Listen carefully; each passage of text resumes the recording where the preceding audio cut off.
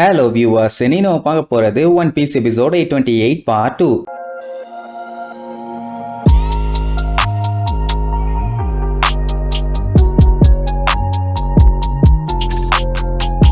Open பண்ணா சஞ்சயோட கல்யாணம். அதனால கப்பலா படையெடுத்து ஏகப்பட்ட கெஸ்ட்டுங்க வந்துகிட்டு இருக்காங்க. ஆளுங்க ஒவ்வொருத்தனையும் பாத்தீங்கன்னா நல்லா மொரட்டு பீஸா முட்டா பீஸா இருக்கானுங்க. இவ்வளவு கொடூரமா மூஞ்ச எங்க செதுக்கி வச்சு செஞ்சுட்டு வந்தானுங்கன்னு தெரியல. ஆனா ஒண்ணு, இவனுங்க அழகுக்கு கூட யாராலையும் நிக்க முடியாது. அப்படி ஒரு அழகோட அண்ணன் நடையோட நேரா பிக்மாமோட கோட்டையை நோக்கி தான் போயிட்டு இருக்கானுங்க. அதே நேரம் இங்க நம்மளுக்கு டீல் போட்டுட்டு இருந்தாங்களே பெட்ஜி கிட்ட. டீல் அப்போ எப்படியும் சில பல முக்கியமான விஷயங்கள்லாம் பேசிக்கணும்ல. சஞ்சி தெளிவா சொல்லிடுவான், எனக்கு பிக்மாமா போட்டு தள்ளல சுத்தமா இன்ட்ரெஸ்டே இல்லைன்னு. நான் அவளை அவ்வளோ ஈஸியா கன்னாலையும் கெனான்சாலையும் மட்டும் என்ன கொல்ல முடியுமான்னு கேட்பான். அப்படி கொல்ற மாதிரி இருந்தா எவ வேணாலும் எப்ப வேணாலும் அவளை போட்டு தள்ளி இருக்கலாமே. இதை கேட்ட உடனே அத்தனை பேத்துக்கும் ஷாக்கு. ஆமா, அவன் சொல்றதும் கரெக்ட் தானே. அவனோட பாயிண்ட் ஆஃப் வியூல அவ ஒரு இரும்பு பால் மாதிரி. அவ்வளவு சீக்கிரத்துல அவ கிட்டக்க நெருங்கவும் முடியாது, அவளை போட்டு தள்ளவும் முடியாது. இன்கேஸ் அவளை போட்டு தள்ள ட்ரை பண்றாங்கன்னா ஒரே ஷாட்ல சோழிய முடிச்சிடணும். அதுக்கப்புறம் செகண்ட் அட்டெம்ப்ட்னு ஒண்ணு இருக்கவே கூடாது. அப்படி ட்ரை பண்ணாலும் முடியாது. அவ அதுக்குள்ள இவங்களை கொண்டுருவா. லூஃபிக்கு அவ எவ்வளவு ஸ்ட்ராங்னு தெரியல, என்ன இவ்வளவு பில்டப் பண்றீங்க,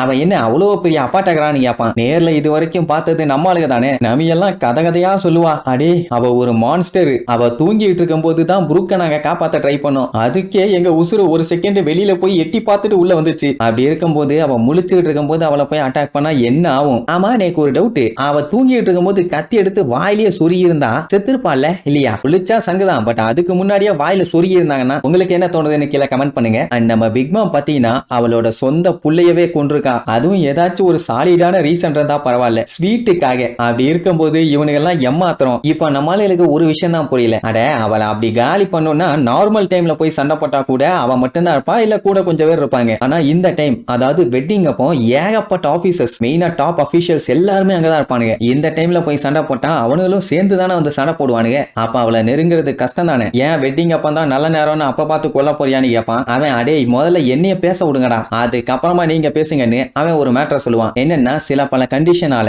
அவளை கொல்றதுக்கு பெர்ஃபெக்ட்டா 5 செகண்ட் தான் டைம் கிடைக்கும். அந்த 5 செகண்ட்ல அவளை காலி பண்ணும். அந்த டைமே சுத்தமா பத்தாது. ஆனா அந்த 5 செகண்டை யூட்டிலைஸ் பண்றது அதை விட கஷ்டம். ஏன்னா பிக்மாமோட பைரட்ஸுங்க எல்லாம் சாதாரண ஆளுங்க இல்ல, பயங்கரமான ஃபைட்டர்ஸுங்க. அவங்களும் சரி, அந்த ஸ்வீட் ஜெனரல்ஸும் சரி, அப்படியே ரவுண்டு கட்டி நின்றுட்டு இருப்பாங்க. இவங்களுக்கு அந்த 5 செகண்ட்லாம் கொடுத்துட்டு இருக்க மாட்டாங்க. கண்ணை மூடி திறக்கிறதுக்குள்ள எல்லாத்தையும் போட்டு தள்ளிட்டு போய்கிட்டே இருப்பாங்க. அப்படி அவங்க எல்லாத்தையுமே காலி பண்ணிட்டு தான் போய் அவளை காலி பண்ணணும்னா டெஃபினட்டா இவங்க வின் பண்றதுக்கெல்லாம் வாய்ப்பே இல்லை. அப்படி ஏதாச்சும் ஒரு பிளான்ல போனாங்கன்னா நேரா போய் சுடுகாட்டுல படுத்துக்கிட்டு மண்ணள்ளி வாயில போட்டுக்கலாம். சரி, அப்ப என்னதான் பண்ண போறான் அப்படின்னு கேட்டா, இந்த பிளானை ஸ்டார்ட் பண்றதுக்கு முதல்ல இவங்க யூஸ் பண்ண போறது சீசர் தான். அப்படி அவன் பேரை சொன்ன உடனே கத்துவான். பிக்மா முன்னாடி எல்லாம் இந்த பேரை சொல்லி என்னைய கூப்பிடாத, அப்புறம் என்னைய பல்லு குத்துற குச்சி நினைச்சு எடுத்து குத்திடுவான். என்னைய கேஸ்டினோன்னு கூப்பிடுவான். இன்னொரு கண்டிஷனும் போடுவான், நீ மட்டும் இந்த மிஷனை கம்ப்ளீட்டா முடிச்சிட்டீனா என்னோட ஹார்ட்டை யாங்கிட்டயோ திருப்பி கொடுத்தணும், ஓகேவா? அப்புறம் நான் பாட்டுக்கு என் வேலையை பார்த்துட்டு ஃப்ரீயா போயிடுவானாமா. நீ மட்டும் இந்த ப்ராமிஸ பிரேக் பண்ணின்னு வை, உன்னோட பையனை கொன்றுவேன்னு சீசரு பெஜிய மிரட்டலாமா? பட் இருந்தாலும் சிஃபோனு, அத பத்தி எல்லாம் கவலைப்படாத, பெஜி என்னைக்குமே சொன்ன வாக்க காப்பாத்துவான். நீ கவலைப்படாத, கேஸ் வண்டியுமா? கேஸ் வண்டி இல்ல, நான் கேஸ் டீனோ. ஐயோ இவங்களால எனக்கு பைத்தியம் பிடிச்சிரும் போலயேன்னு புலம்பி தள்ளுவானா. அங்க லூபி சிரிச்சுக்கிட்டு இருப்பான், கேஸ் வண்டின்னு. நவி பார்த்துட்டு, டேய் நீ இருக்க நிலைமைக்கு உன் பேரு கரெக்ஷன்லாம் இங்க ரொம்ப முக்கியமாடா. சி அப்படி வாரம்பா, எவ்வளவு பெரிய பஞ்சாயத்தை பத்தி பேசிக்கிட்டு இருக்கோம், குறுக்க வந்து நொய்யின்னு பல்லுகளெல்லாம் தட்டி போடுவான்பா. ஆனா இவனை வச்சுதான் ஒரு முக்கியமான வேலையே இருக்குது. அதனாலதான் சீசர் என்ன சொன்னாலும் பெஜி சைலண்டா இருக்கான். ஆமா அந்த வேலையை நான் முடிச்சிட்டேன்னு சொல்லி அந்த பக்கமா இருந்து பயங்கரமா என்னத்தையும் ஒர்க் அவுட் பண்ணுவான். என்னடான்னு போய் பார்த்தா ஒரு 3 ராக்கெட் லான்ச்சர்ஸ். இதுக்கு பேரு KM லான்ச்சர்ஸ். இதுக்குள்ள பாத்தீங்கன்னா டெட்லி பாய்சன் கேஸ் இருக்குது. இதுல ஒன்னு இருந்தாலே போதும், அங்க எல்லாத்துக்கும் சங்குதான். ஆனா சேஃப்டிக்கு இவன் 3 ரெடி பண்ணி வச்சிருக்கான். இதுக்குள்ள டெட்லியான ஆர்கனோ பாஸ்பேட்டை இன்ஜெக்ட் பண்ணியிருக்கான். இது மட்டும் டைரக்டா யாராச்சும் பாடியில போய் பட்டுச்சுன்னா அவ்வளவுதான், வரலாற்றுல இது வரைக்கும் நடக்காத மாதிரி ஒரு கொடூரமான சம்பவம் நடக்கும். அண்ட் அதுக்குள்ள வர கேஸ் மத்தவங்க பாடி மேல படும்போது ஸ்கின் எல்லாம் எரிஞ்சு காத்தோட காத்தா கரைஞ்சிருவாங்க. இத மட்டும் பாடிக்குள்ள இன்ஜெக்ட் பண்ணிட்டாங்கன்னா 100% இல்ல 200% கண்டிப்பா செத்துருவாங்க. எவ்வளவு பெரிய பிஸ்தாவா இருந்தாலும் சரி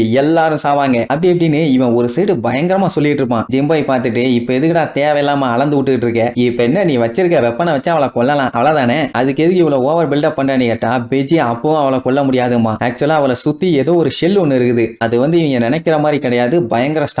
அது மேல என்ன போய் பட்டாலும் சரி அவளுக்கு ஒரு சின்ன ஸ்கிராட்ச் கூட விழாது, அந்த அளவுக்கு ஹார்டான ஸ்கின். இந்த உலகத்துல ஏகப்பட்ட வெப்பன் இருக்கு, ஆனா அது எல்லாமே அவகிட்ட ஒர்க் அவுட் ஆகுமான்னு கேட்டா அதான் இல்ல. ஏன் நம்ம ப்ரூக்கே ஒரு டைம் சண்டை போடும்போது பாஞ்சு போய் கத்திய வச்சு குத்த ட்ரை பண்ணானு, எதுவுமே ஆகலையே. அட வெட்டுனா வெட்டுவில்ல, சரி ஓகே, அட்லீஸ்ட் கத்திய வச்சு குத்தும் போது லைட்டா ஒரு சின்ன ஓட்டையாவது விழணும்ல, அதுவும் இல்ல. அப்ப இந்த வெப்பனை மட்டும் வச்சுக்கிட்டு என்ன பண்றது, வேஸ்ட் தானேங்கிற மாதிரி சொல்லுவா பேஜி. அட மூளைகட்ட ஆர்வ கோளாறுகளா, சொல்றத முதல்ல முழுசா கேளுங்க, ஏன் என் உசுரை வாங்குறீங்கம்மா. அட அவ ஃபுல் ஸ்ட்ரென்த்ல இருக்கும் போது இந்த வெப்பன் இல்ல எந்த வெப்பனுமே அவகிட்ட வேலைக்கு ஆகாது. இந்த கேஎம் லான்ச்சர் வந்து பெஸ்டா ஒர்க் ஆகணும்னா அதுக்கு இவங்க ரெண்டு வேலையை பண்ணி ஆகணும். ஒன்னே இவங்க அட்டாக் பண்ண போற அந்த 5 செகண்டுக்குள்ள யாரும் இவங்களை அட்டாக் பண்ண முடியாத மாதிரி ஒரு இடத்துல இவங்க இருக்கணும். ரெண்டாவது அந்த பிக் மாம வீக் ஆகணும். அது எப்படா பாசிபிள், மூளைகட்ட முட்டா பையன்னு கேட்டா நம்ம கண்டிஷன் எல்லாத்துக்குமே ஒத்து போற மாதிரி ஒரே ஒரு இடம் மட்டும் இருக்குதுமா. எங்கடான்னு கேட்டா அந்த டீ பார்ட்டி. இத சொல்லிட்டு இருக்கும்போது அவனோட குழந்தை அழுக ஆரம்பிச்சிருமா. அதோட பேரு பெஸ். இவ்வளவு நேரமா வில்லத்தனமா பேசிட்டு இருந்தவன் அந்த கேம் லான்ச்சரை தூக்கி போட்டுட்டு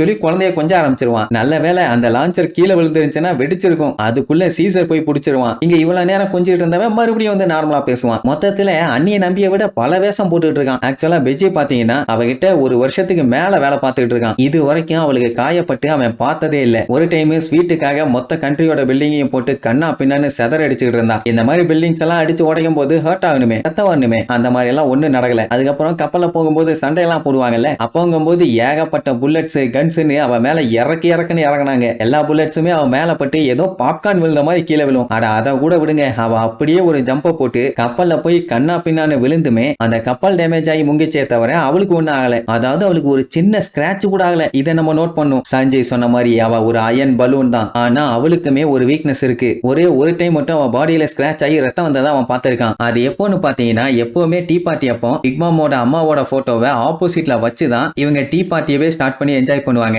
யாருமே அவளுக்கு ஆப்போசிட்ல உட்கார்ந்து இருக்க மாட்டாங்க. அவங்க அம்மாவோட போட்டோ மட்டும் தான் இருக்கும். அந்த போட்டோ அவளுக்கு ரொம்ப ரொம்ப முக்கியமான ஒண்ணு, சொல்ல போனா ஒரு ட்ரெஷர் மாதிரி. அந்த போட்டோல இருக்கவங்களோட பேரு மதர் கார்மல். அது அவளோட வீக் பாயிண்ட்னு கூட சொல்லலாம். ஒண்ணு மட்டும் உறுதி, அவளுக்காண்டி இவ கடமைப்பட்டிருக்கான்னு. ஆனா ஏன் என்னன்னு முழு கதை தெரியல. அது இன்னுமே மிஸ்டரியா தான் இருக்குது. சரி, அவங்க செத்துட்டாங்களான்னு கேட்டா அதுவும் தெரியல. இவங்களுக்கு தெரிஞ்ச வரைக்கும் அவங்க காணாம போயிட்டாங்க. சொல்ல போனா ஒரு மிஸ்ஸிங் பர்சன். அப்படி தொலைஞ்சிருந்தாங்கன்னா பிக் மாமால என்ன கண்டுபிடிக்க முடியாதா என்ன? சரி, ஆனா அவங்க எங்க இருக்காங்கன்னு தெரியல. அண்ட் அவங்கள பத்தி முழுசா ஃபேமிலி மெம்பர்ஸ் ஆன இவங்களுக்குமே தெரியல. இப்ப அது முக்கியம் இல்ல. ஒரு டைமுங்கும் போது டீ பார்ட்டி அப்ப என்னாச்சு, ஒரு சர்வன் டீ ஊத்துறேன்னு அந்த போட்டோவை ஆக்சிடென்டலா தட்டி விட்டுட்டான். அது கீழே விழுந்து கண்ணா பின்னான்னு உடஞ்சு போச்சு. அதை பார்த்த பிக் மாமு ஐயோ அம்மான்னு காட்டு கத்துவான். இது வரைக்கும் வாழ்க்கையில அப்படி ஒரு ரியாக்ஷனை இவங்க பார்த்ததே இல்ல. அன்னைக்கு அவ கத்தன கத்துல சுத்தி இருக்கவங்க காதே செவிடா இருக்கும் போல அந்த அளவுக்கு காட்டு கத்திருப்பா. அதுலயும் சில பேர்த்துக்கு காதுக்குள்ள இருக்க இயர்ட்ரமே வெடிச்சிருச்சு.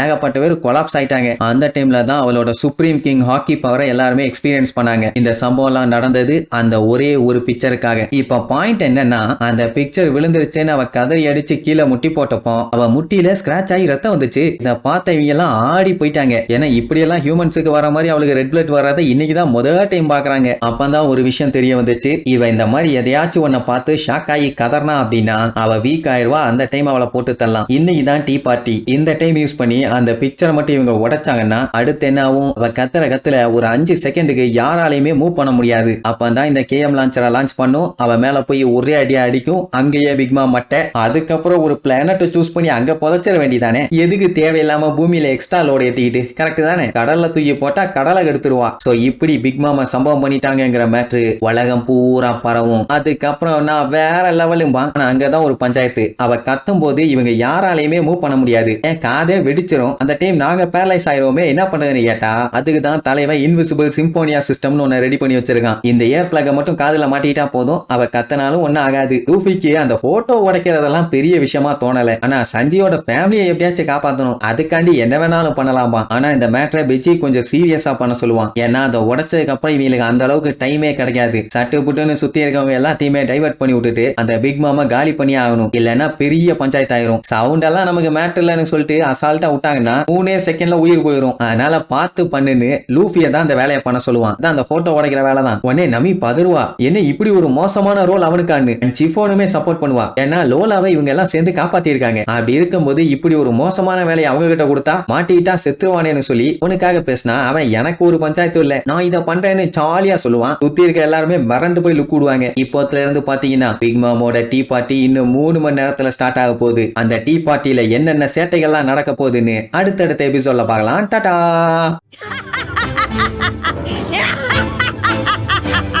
Yeah!